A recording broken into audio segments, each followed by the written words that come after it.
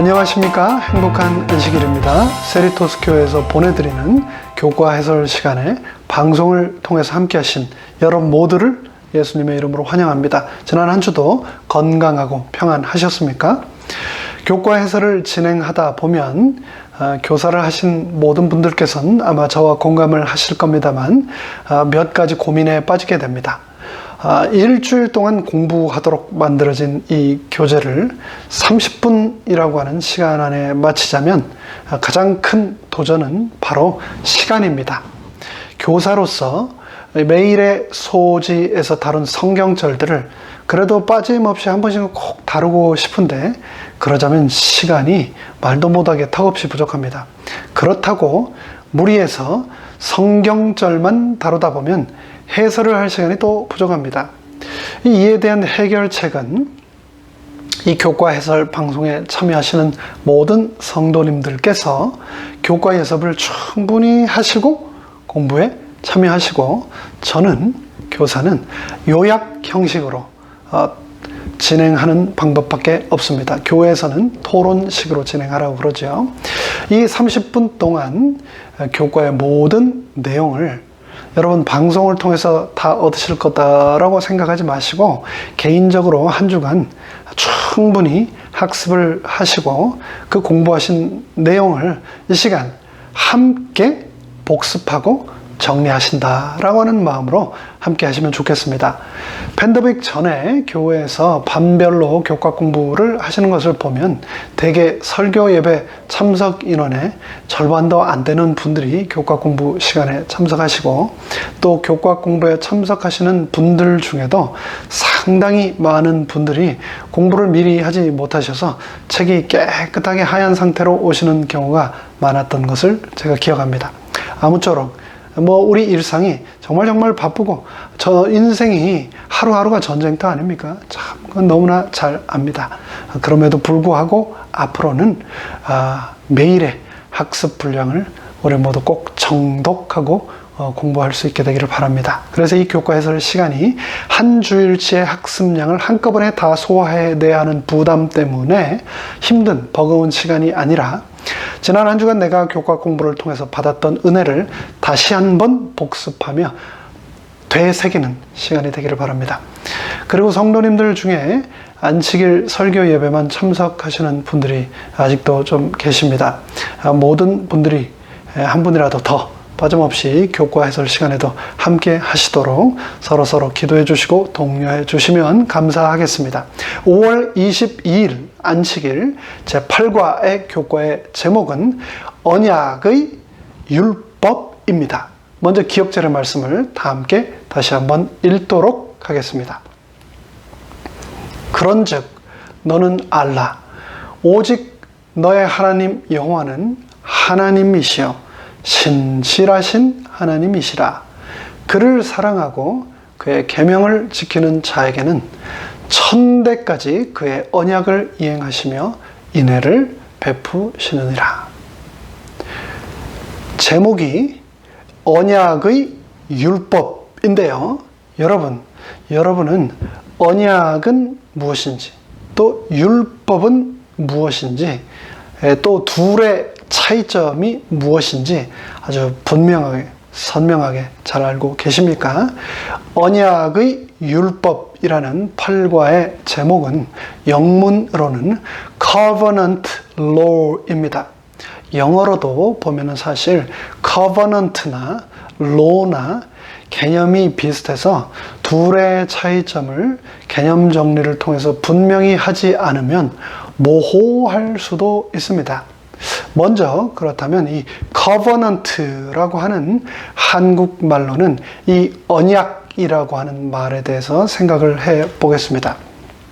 한국말로는 언약이라고 했지만 사실 우리에게 좀 더 친숙하고 대중적인 또 다른 표현은 약속입니다. 영어로는 promise라고 할 수가 있겠죠. 그래서 2021년 제2기 교과 공부를 하면서 여태까지 우리가 다루어 온 성경에 등장하는 언약들이라고 했는데 언약이 뭐라고요? 쉬운 말로 약속이라고요. 그래서 이 여태까지 우리가 다뤄온 약속들, 성경의 약속들을 살펴보자면 첫째, 창세기 2장의 아담의 약속, 아담과의 언약. 둘째, 창세기 6장에 등장하는 노아와의 하나님과의 언약. 세 번째는요, 창세기 15장에 등장하는 아브라함과의 언약. 그리고 네 번째로 출애굽기 19장에 등장하는 시내산에서의 언약. 즉 다른 말로 약속, 이런 것들이 있는데요. 이 모든 것들, 언약, promise, covenant라고 하는 것은 바로 하나님과 우리 사이에 이 관계 안에서 이루어지는 것, 약속이라는 것을 알 수 있습니다. 근데 이에 반해서 law라고 하는 것은요, 한국말로는 우리가 율법이라고 그러죠. 또는 법령 혹은 조례라고 하는데요. 또 다른 영어 표현으로는 ordinance라고 합니다. 즉, covenant, 약속이 구체적인 법령과 조례로 구체화 또 가시화된 것을 우리는 바로 law, 또 다른 말로 율법이라고 이해를 하시면 되리라 생각합니다. 이번 제8과에서는 하나님과 우리가 맺은 언약에 있어서 왜 구체적인 율법과 규칙이 필요한가에 대해서 우리가 고민하고 성경을 통해서 답을 찾는 것이 학습의 주된 목적이 될 것입니다. 결론을 먼저 간단하게 요약해서 말씀을 드리자면, 하나님과 우리가 맺은 언약, 하나님과 우리 사이의 약속에 있어서 율법과 규칙들은 우리가 구체적인 순종의 길을 걷도록 돕기 위하여 하나님으로부터 우리에게 주어진 것이다 라는 것을 기억하고, 율법에 대한 거부감을 버리고 이 모든 것이 하나님의 은혜이다 라는 것을 다시금 기억하게 하는데 이번 8과의 목적이 있습니다.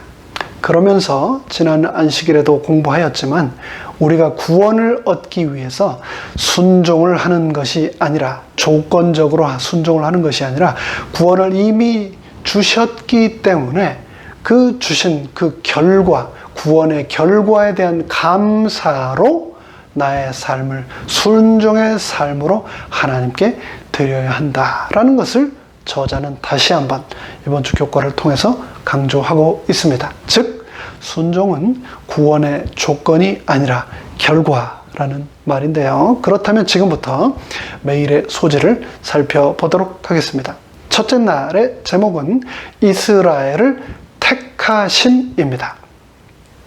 유대인의 전승에서는 하나님께서 이스라엘과 언약을 체결하신 이유가 다른 민족들이 그것을 거절했기 때문이라고 가르칩니다.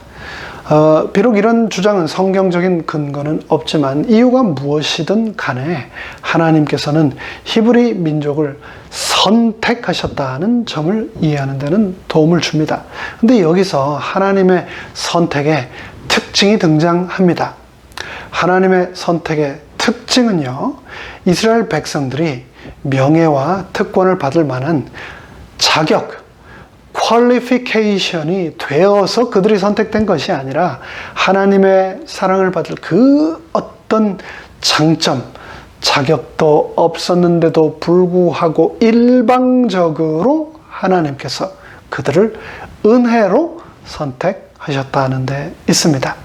이스라엘 백성들은요, 당시 여러 민족들 가운데서 숫자로서도 소수에 불과했고 굉장한 문화를 이룩한 탁월한 문화적인 그런 민족도 아니었습니다. 단지 노예 상태에 있던 정말 비루한 족속이었으며 정치적으로나 군사적으로도 너무나 열등하고 미약했습니다. 더군다나 그들은 문화적으로나 종교적으로도 혼합되어 있었으며 그 어떤 특별한 특징이나 영향력도 없는 그런 존재들이었습니다. 그럼에도 불구하고 하나님께서는 이스라엘을 선택하셨는데, 그들을 택하신 근본적인 이유가 바로 우리가 이해할 수 없는 하나님의 사랑과 은혜다라고 성경은 말하고 있습니다. 마찬가지로 하나님께서는 그와 똑같은 사랑과 은혜로 죽을 수밖에 없는 죄인인, 그리고 게다가 지금도 여전히 날마다 죄를 지으며 죄 가운데 살아가는 나를 사랑과 은혜로 선택하셨다는 것을 기억합시다. 출애굽기 19장 6절은 그래서 다음과 같이 말합니다. 너희가 내게 대하여 제사장 나라가 되며 거룩한 백성이 되리라. 너는 이 말을 이스라엘 자손에게 고할지니라. 이렇게 말씀하신 이유는 조금 전에도 말씀드린 것처럼 우리가 이해할 수 없는 하나님의 사랑과 은혜 때문이었습니다. 그렇기 때문에 이스라엘 백성들은 결코 스스로 자랑하면서 남들과 비교하면서 우월의식에 빠져 있을 이유가 전혀 없었습니다. 그럼에도 불구하고 그 옛날 이스라엘 백성들도 그렇고 오늘날의 이스라엘 주이시들도 그렇고 그들은 선민 사상에 취하여 하나님께서 보내신 예수 그리스도를 거절하며 십자가에 못 박아 죽이는 죄까지 서슴없이 저지름으로 그 모든 하나님의 사랑과 은혜를 거절하고 말았습니다. 마찬가지입니다.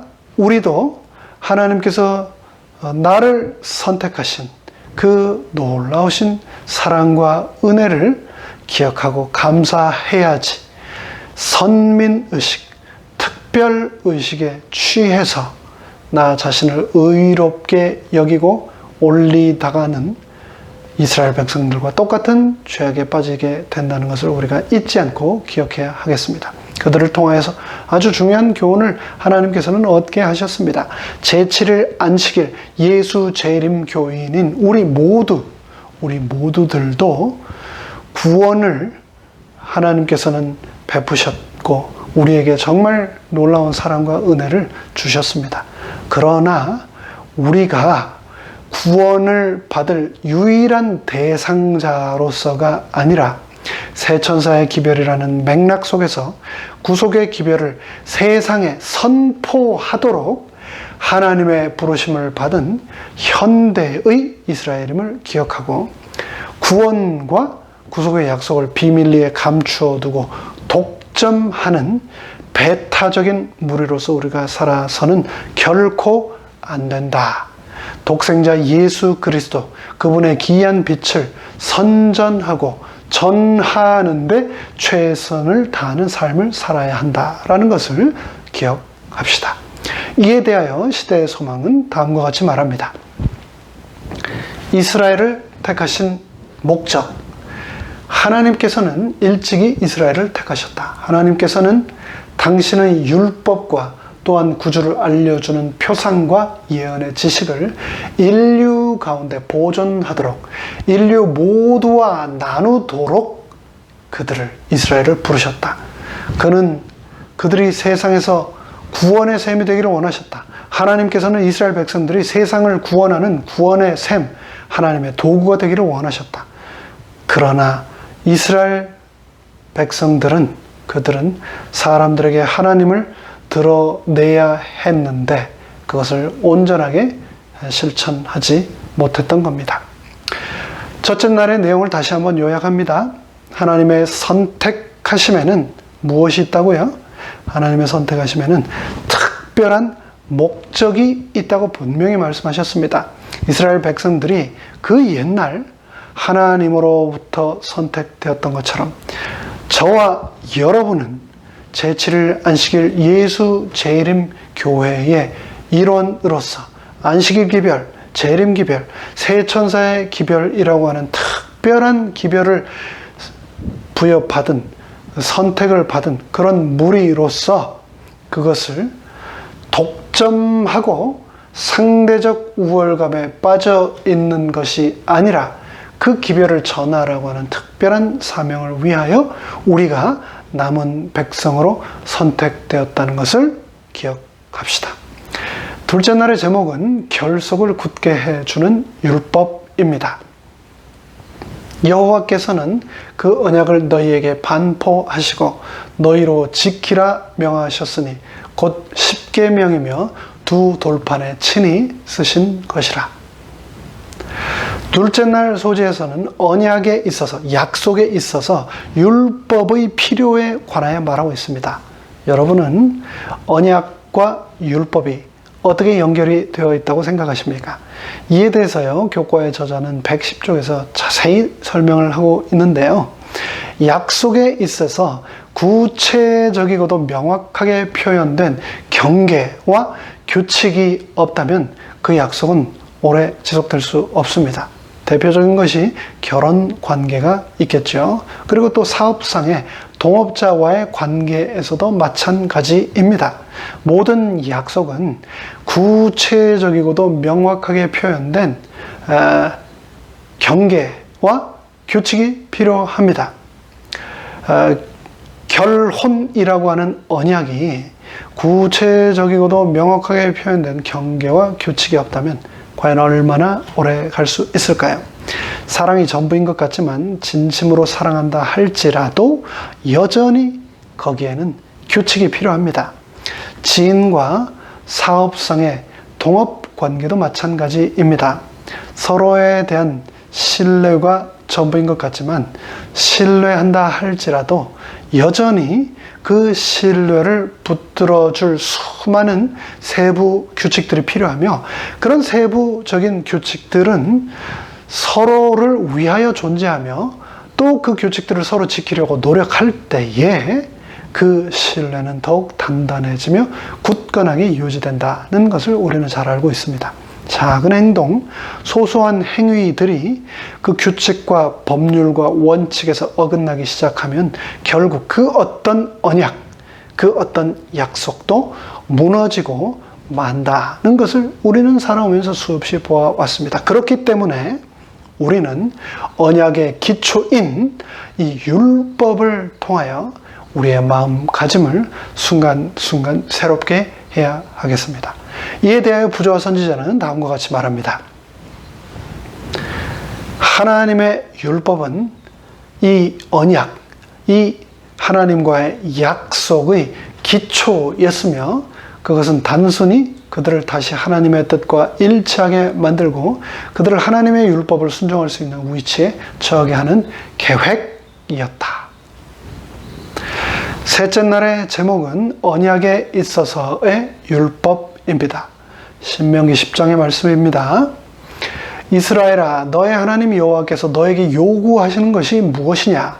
곧 너의 하나님 여호와를 경외하며 그 모든 도를 행하고 그를 사랑하며 마음을 다하고 성품을 다하여 너의 하나님 여호와를 섬기고 내가 오늘날 너의 행복을 위하여 너에게 명하는 여호와의 명령과 규례를 지킬 것이 아니냐.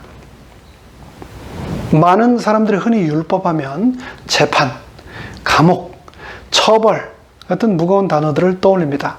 아마도 법에 대한 선입관, 편견에 의한 결과라 생각합니다.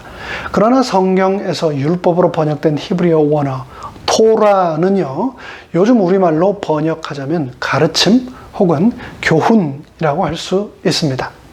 토라는 하나님께서 이스라엘 민족을 위해 도덕적, 사회적, 종교적인 모든 것을 망라한 하나님의 가르침입니다. 거기에는 하나님께서 우리를 위한 모든 그분의 지혜로운 권면이 다 녹아 들어가 있습니다. 그래서 시편 기자는 여호와의 율법을 즐거워하며 그 율법을 주야로 묵상하는 자가 복이 있다라고 말하지 않았습니까? 하나님께서는 성경의 처음 5권에 해당하는 모세오경, 즉 토라, 오늘날의 말로 가르침, 교훈들을 통해서 우리에게 삶의 지침들을 제공하고 계십니다. 그 가르침, 계명, 그분의 율법에 대한 믿음으로 말미암는 순종을 통하여 우리는 축복을 받을 수 있다는 것을 기억합시다. 근데 오늘날 너무나 많은 그리스도인들이 이 율법에 관하여 오해하고 있습니다. 대표적인 그 오해가 바로 우리를 향하여 율법주의자, 재림교인들을 향하여 율법주의자라고 비판하는 것이 되겠죠. 율법은 우리를 얽매이고 죄책감에 시달리게 하고 우리를 복음으로부터 멀게 하는 폐기된 가치로 취급하는 경우가 얼마나 많습니까? 그러나 그것은 치명적인 복음에 대한 오해라는 것을 우리는 오늘 이번 교과를 통하여 다시 한번 확인하고 있습니다.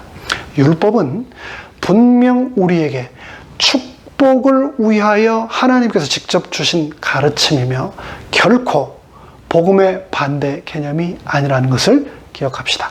복음은 율법을 약화시키지 않으며 오히려 율법을 높이고 존귀케 한다는 것을 잊지 말아야 합니다. 율법과 마찬가지로 복음을 통해서도 하나님께서는 우리에게 완전한 순종을 기대하신다는 것을 기억합시다. 넷째 날의 제목은 율법의 안정성입니다. 교과의 저자는 넷째 날 소재에서 율법은 하나님의 기록된 뜻이라고 정의하고 있습니다. 이에 대하여 시편 기자는 40편에서 다음과 같이 말했습니다. 나의 하나님이여 내가 주의 뜻 행하기를 즐기오니 주의 법이 나의 심중에 있나이다 하였나이다. 여기에서 시인은 주의 뜻과 대꾸를 이루는 말로 주의 법을 들었고 그것이 자신의 심중에 가슴 속에 있다고 말했습니다. 우리가 살고 있는 미국은 연방제입니다. 한 나라인 것 같지만 실상은 50개의 다른 주들의 연합에 불과한 것이죠. 50개의 각 주가 서로 같은 듯 각자 다른 자신들만의 행정체제와 법을 가지고 운영해 나가고 있습니다. 그런데 그 각 주가 가지고 있는 법들을 보면 같은 미국인데요. 주별로 상당히 많은 가치와 차이를 보이는 법 조항들을 우리가 어렵지 않게 발견할 수 있습니다. 그런데 그런 조항들을 자세히 살펴보면요. 그 주가 어떤 철학을 가지고 있는지, 어떤 가치관을 가지고서 꾸려나가고 있는지를 알 수 있습니다. 왜냐하면 그 사회, 그 공동체가 가지고 있는 법은 그 커뮤니티의 가치관이자 집단적 품성의 발로이기 때문입니다. 교회도 마찬가지입니다. 원칙적으로 재림교회는 대총회에서 만든 교회 요람에 근거해서 운영되도록 되어 있습니다만 세부적인 많은 내용들은 그 교회 자체적인 철학과 전통 또 전 환경에 의해 고유한 색깔과 가치관을 품은 채 또 꼴을 지어져 나갑니다. 그런 각 교회의 철학과 고유한 전통을 보면은 그 교회가 어떤 교회인지 대번에 알 수 있습니다. 성경은 말하기를 율법은 하나님의 품성의 사본이라고 했습니다. 그러면서 하나님은 신뢰할 만한 분이시다. 왜냐하면 하나님께서는 율법의 하나님이시며 그분께서는 자신의 율법을 결코 번복하거나 변개케 하는 분이 아니시기 때문이라고 말합니다. 그분은 자신이 말씀하시고 우리에게 주신 율법에 신실한 분이십니다. 그분의 율법을 통해서 우리는 그분이 어떤 분이신지 그분의 품성을 정확히 알 수 있습니다. 제가 지금 사는 곳으로 이사 오기 전에 엘몬테라고 하는 곳에서 상당히 오래 살았는데요. 베트남 분의 집에서 렌트를 살았습니다. 동네는 험했지만 렌트비가 2,000불이라 제 형편에 맞았기 때문에 사실 선택의 여지는 없었습니다. 그러나 그곳에 사는 동안 참 감사하게 잘 살았습니다. 그곳에서 거의 4년을 살았는데요. 제가 그 시간 동안 단 한 번도 렌트비를 늦게 낸 적도 없었고요. 또 때 따라서 명절마다 크고 작은 선물을 통해서 제 감사하는 마음을 주인께 표현을 했습니다. 그런데 갑자기 주인 할아버지가 그동안 렌트비를 너무 싸게 받았으니 다음 달부터는 렌트비를 2,000불에서 2,500불로 올리겠다는 겁니다. 계약서에는 분명히 그렇게 되어 있지 않은데 말입니다. 그래서 결국 어쩔 수 없이 제가 이사를 해야만 했는데요. 주인 할아버지께서 그동안 렌트비를 싸게 받았으니까 보증금 5,000불은 내가 돌려줄 수 없다라고 하면서 주지 않았습니다. 나름 성실히 렌트비를 꼬박꼬박 밀리지 않게 내고 집도 정성껏 조심히 사용했는데, 그리고 나름 계약서에도 분명히 그렇게 작성을 다 해놓고 마음이 변했다면서 보증금을 한 푼도 돌려주지 않는 바람에 다른 집을 찾느라 또 보증금을 융통하느라 얼마나 힘들었는지 모릅니다. 그런데 그렇게 수시로 마음이 변하는 인간에 비해서 하나님께서는 결코 절대로 변하지 않는 분이라고 성경은 말하고 있는데, 그 사실이 정말 너무너무 감사하지 않으십니까? 하나님께서는 율법이라는 사랑을 우리에게 주시겠다고 약속하셨고, 그 약속을 자신의 독생자를 이 땅에 보내셔서 십자가에 죽기까지 지켜내신 분입니다. 그가 서신즉 땅이 진동하며, 그가 보신즉 열국이 전율하며, 영원한 산이 무너지며 무궁한 작은 산이 엎드러지나니 그 행하심이 예로부터 지금까지 변함없이 그러하시도다. 그렇습니다. 하나님은 변치 않는 하나님이십니다. 각양 좋은 은사와 온전한 선물이 다 위로부터 빛들의 아버지께로 내려오나니 그는 변함도 없으시고 하나님은 변함이 없는 분입니다. 하나님은 회전하는 그림자조차도 없는 분이시다라고 성경은 말합니다. 예수 그리스도는 어제나 오늘이나 영원토록 동일하시다고 성경은 우리에게 약속하고 있습니다. 결코 변하지 않으시는 하나님이 나의 하나님이시라는 것에 감사하는 우리 모두가 됩시다. 다섯째 날의 제목은 만일입니다. if, 만일이라고 하는 단어가 들어간 문장을 영문법에서는 조건문, 조건절이라고 그러죠. 조건절은 그 문장 자체가 이미 결정된 것이 아니고 주어지는 조건에 의해서 결과가 바뀌는 문장을 말합니다. 시간 관계상 모든 성경절을 다 찾아서 읽지는 않겠습니다만, 교과의 저자는 창세기 18장, 출애굽기 19장, 창세기 26장, 또 레위기 26장을 통해서 하나님께서는 우리가 신실하게 하나님의 계명과 율례와 법도를 신실하게 순종하면 반드시 분명히 축복하신다고 약속하셨습니다. 이 약속들을 통해서 우리는 언약이 우리의 노력이 아닌 은혜로 이미 우리에게 주어졌지만, 그 축복의 선물들일지라도 내가 거절하고 하나님께서 주신 은혜를 부정하고 하나님의 약속들로부터 내가 등을 돌린다면 결코 그런 축복들이 내 삶 가운데 일어날 수 없다고 분명히 말하고 있습니다. 즉, 언약은, 하나님의 약속은 조건적이라는 말입니다. 하나님께서는 구원과 마찬가지로 언약을 통한 축복에 있어서도 나의 자유의지를 부정하지 않으시고 존중하신다라고 말씀했습니다. 하나님께서는 우리를 그분의 자녀로, 그분의 백성으로 삼기를 간절히 원하시지만 결코 그 관계를 강요하지 않으신다라고 하셨습니다. 그분은 강권하시고 초청하시지만 억지로 force하지 않으신다는 것을 잊지 마십시오. 그래서 순종은 여호와께로부터 축복받은 자들의 모습이 어떠한가를 삶을 통해 드러내는 하나의 표현이라는 것을 우리는 기억해야 합니다. 순종은 아까 말씀드린 것처럼 축복을 받는 수단이 아니라, 순종은 믿음의 축복이 드러날 수 있는 환경을 조성해 준다는 것입니다. 순종은 받은 바 축복에 대한 자발적인 표현이라는 것을 기억하십시오. 레위기 26장은 그래서 다음과 같이 말씀합니다.